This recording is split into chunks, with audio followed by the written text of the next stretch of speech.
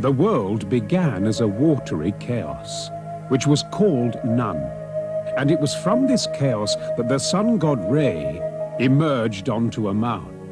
And the great mound from which Re created the universe and all its living things became a shape of great creative power, sacred to all the world. But unlike other mountains upon this earth, the only being who can ascend to its pinnacle is the god himself, the living son of Re, king of Upper and Lower Egypt.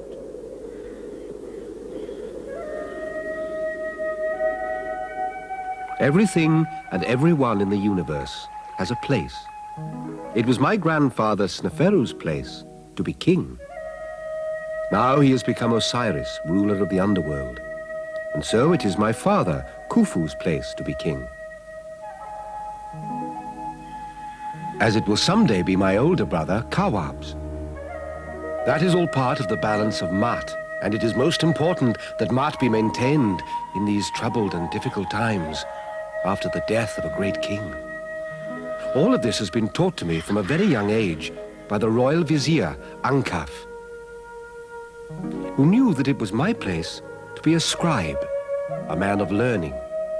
Hodedef, you will be our eyes and ears throughout the kingdom. Thank you, sire. And you will help keep my name alive when I leave this earth to become Osiris. Not for many, many years, I hope, father. Whenever it happens, we must be prepared for it. Yes, we certainly must. Which leads me to the subject of your own eternal home, a great lord of the two lands. My pyramid must be every bit as grand as my father's. Indeed. But without the compromises forced upon the builder.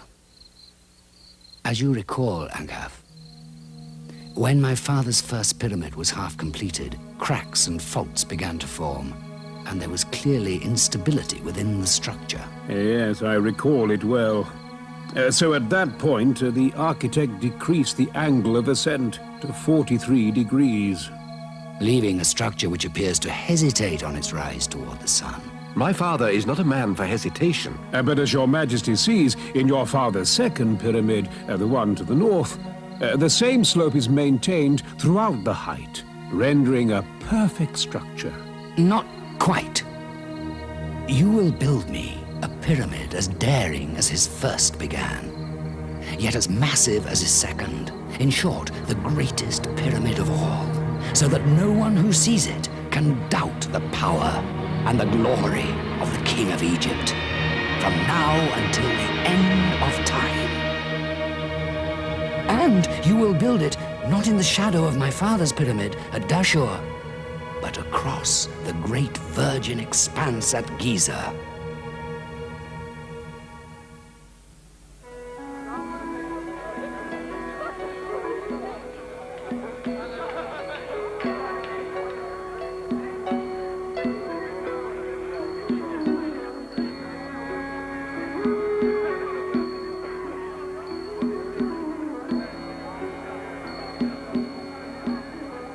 It wasn't long before Ankaf returned to the royal court at Memphis with his plans.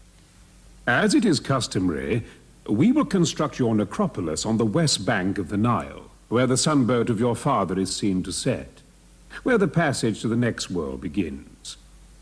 The site your majesty so wisely chose allows us to build on a suitably splendid scale.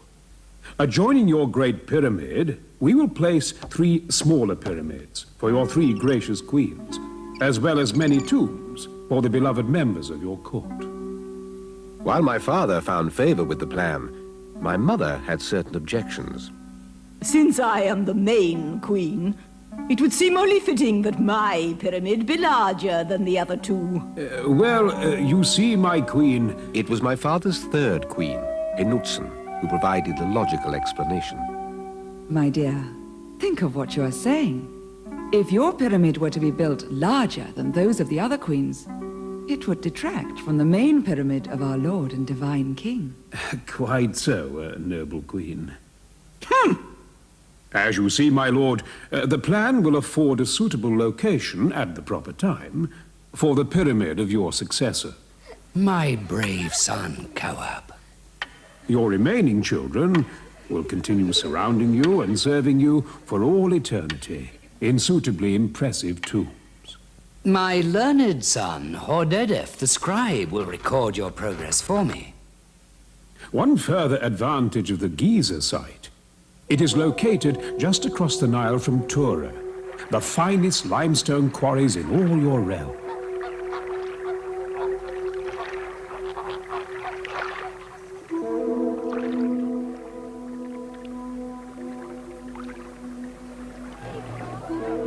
When the river is at flood stage, it will be a relatively simple process to ferry the blocks across from Tura.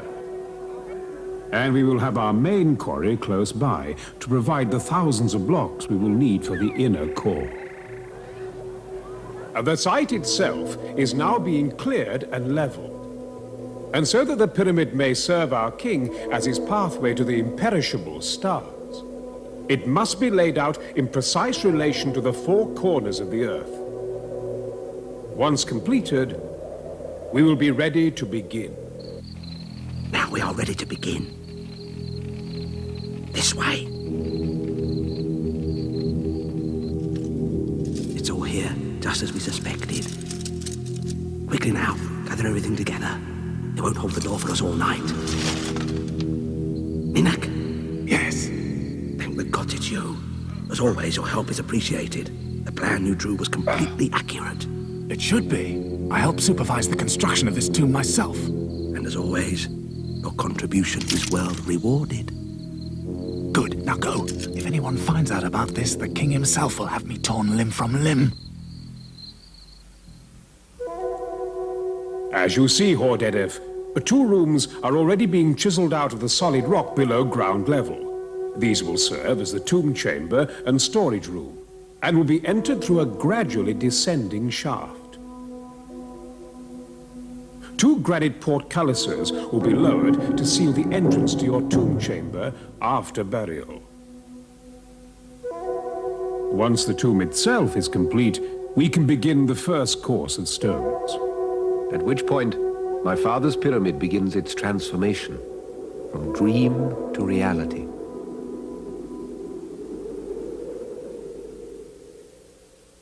You see, Khafra, it is the god Osiris who causes the waters of the Nile to rise every year in their season. As a son of the king, I have many brothers and sisters, but of all of them, the one closest to my heart is my young brother Khafra, who shares my sense of wonder of the world. Please tell me the story of Osiris again. Osiris was king on Earth long ago.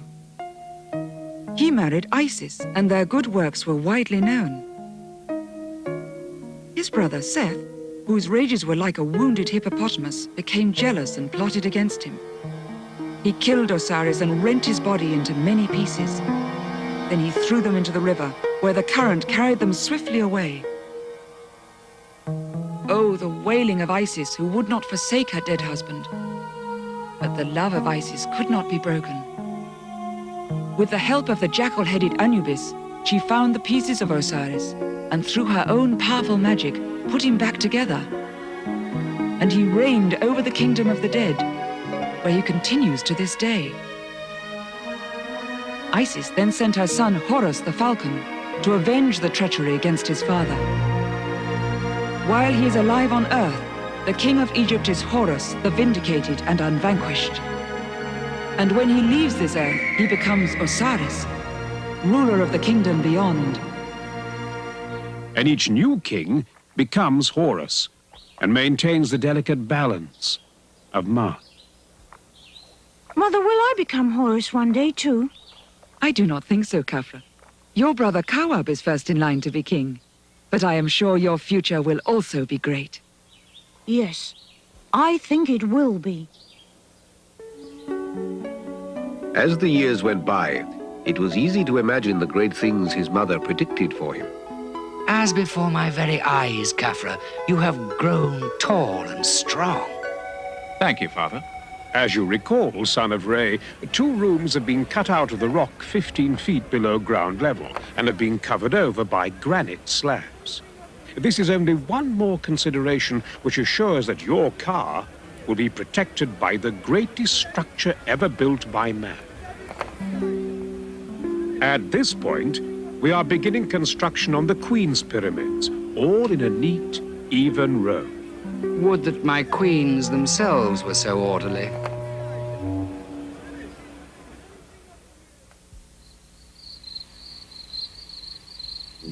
Our best take yet. 3 nights running, we have not exhausted the treasure. I told you we were moving up in the world. Ninak? It was everything you said.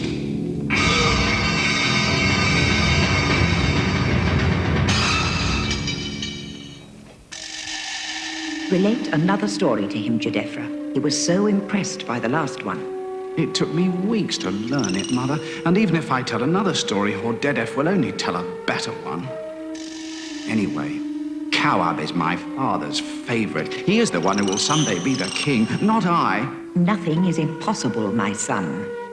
I never know what to do. Try to act the part. Even Khafra behaves more regally than you, and he has no chance compared to yours.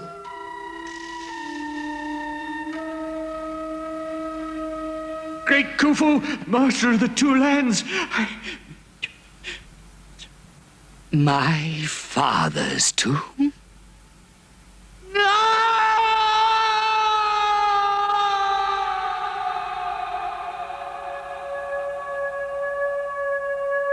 The plundering of my grandfather's tomb was a matter of grave concern for the well-being of his car and the stability of Mart.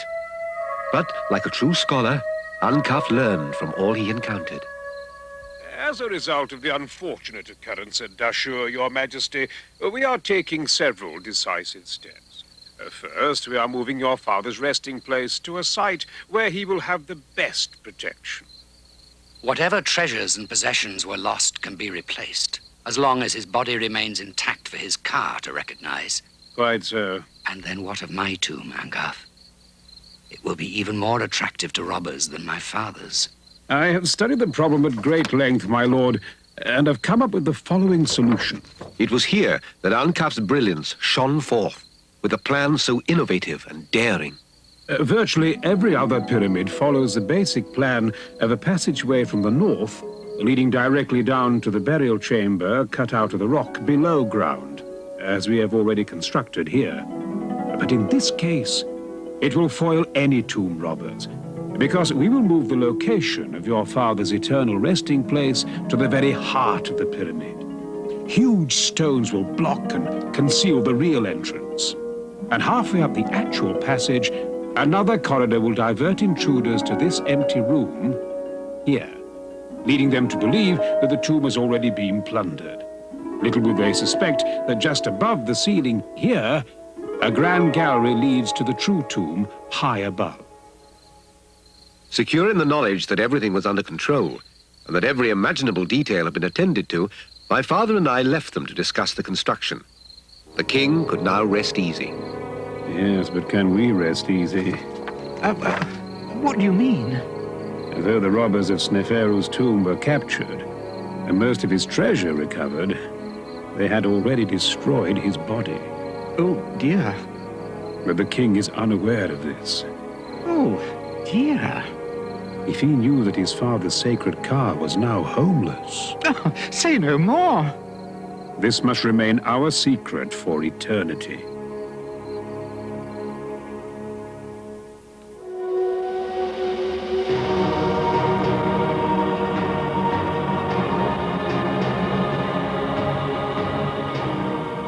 Today marks the 20th year of construction on this plain of Giza.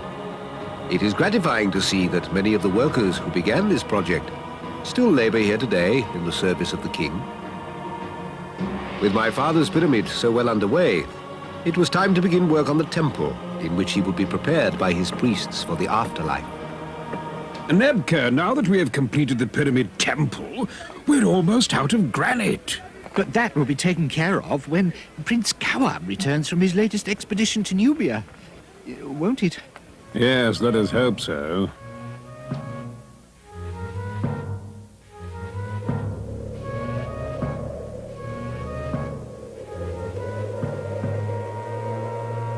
Noble prince, we have seen Nubian warriors in the hills. Pay them no mind. But great Prince Kawab, they appear to be heavily armed and prepared to attack. Do you forget that I am the son of the living god Khufu? Those nomads cannot harm us. Forward, I say.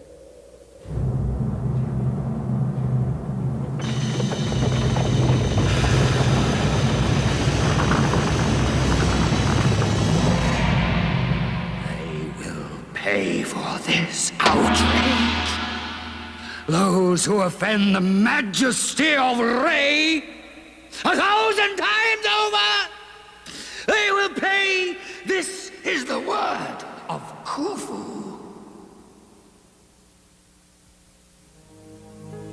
The loss of my cherished brother, Kawab, weighs heavily upon my father.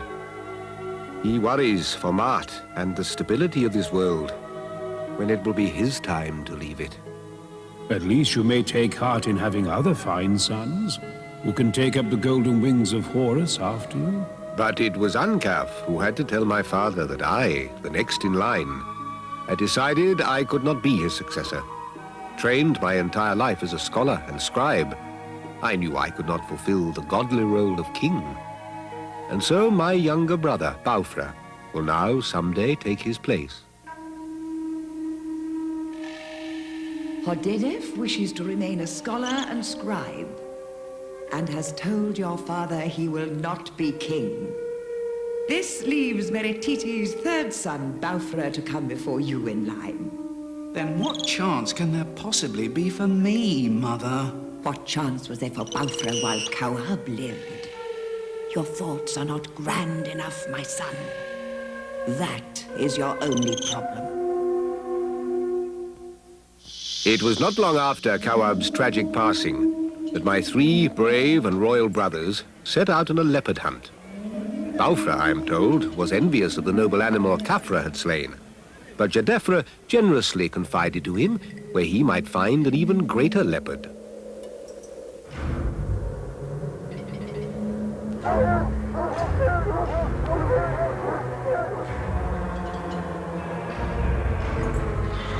When they discovered Crown Prince Baufra, he was dead. The huge leopard he sought was never found. And when my poor brother Jedefra had to relate the sad events to my father Khufu, his grief was unbounded.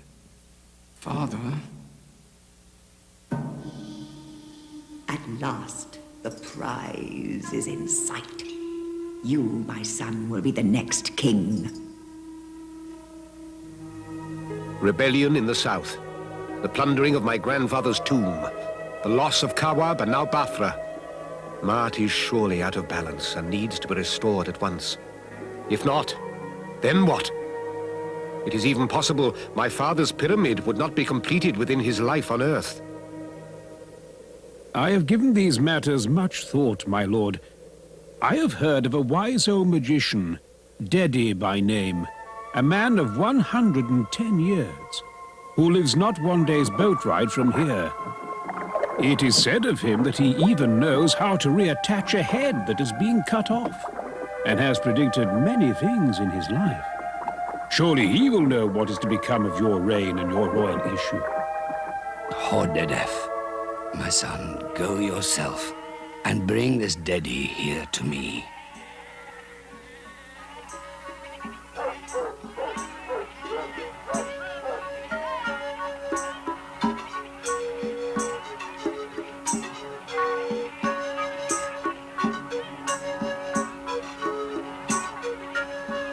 We stayed the rest of the day in Dedi's village and accepted the hospitality of his household. For me, it was an experience to be remembered and cherished, as I had never before been afforded the opportunity to observe how common people lived. And the next morning, Dedi appeared before the king, my father, to tell him what his magic had discerned. Would any of Khufu's issue survive to be king? And would his great dynasty continue?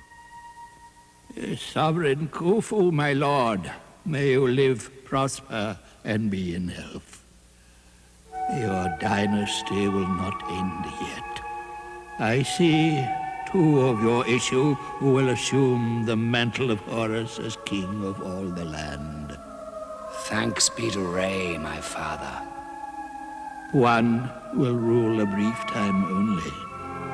He will be reviled in his own time and defamed when he is gone. The other will be strong and brave. He will rule for many years, and Egypt will grow even greater under him.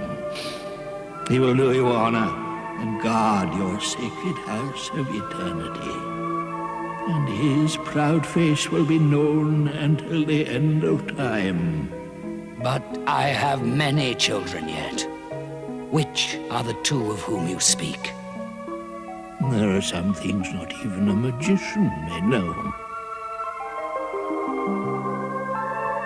And it was not long afterward that the wise old Dedi took leave of this earth himself, leaving behind a mystery that only time could now unravel.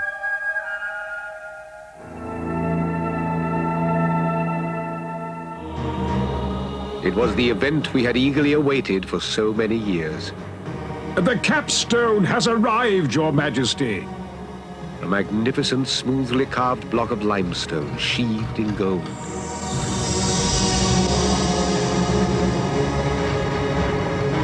At the top of the final course, we have chiseled a slot into which the capstone will be secured.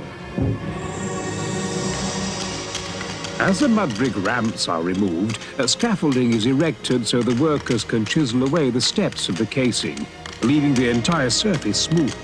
As they complete their task, others polish it to brilliance. With that, my father's great pyramid was complete.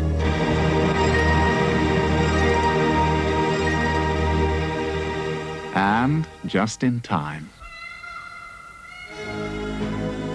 The falcon has flown to the sky to become one with the sun god Re.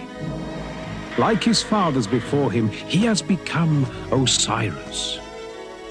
My father was taken to his valley temple for the 70 days of embalming which would prepare him for his life in the hereafter. His internal organs were placed in jars of limestone. His body was prepared with natron, then anointed with myrrh, cedar oil, honey, and olive oil. Incense was burned. When the embalming was completed, he was wrapped in strips of fine linen, upon which his own features were painted to assure that his body could be recognized by his ka.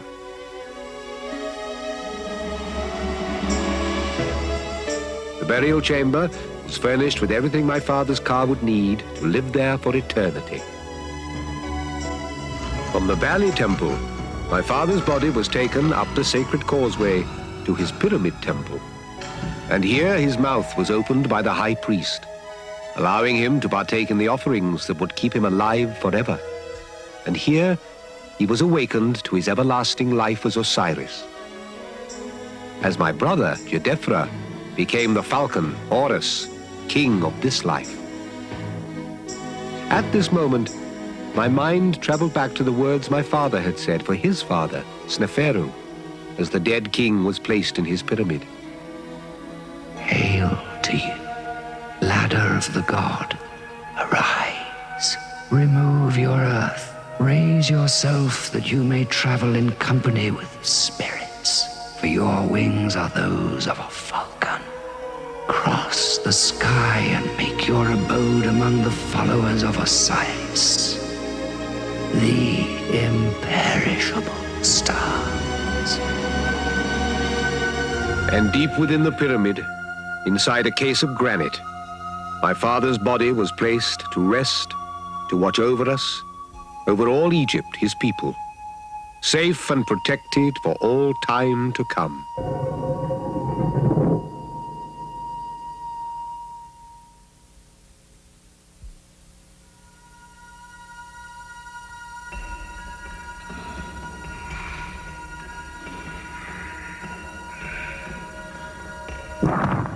Monsieur le Bouvier!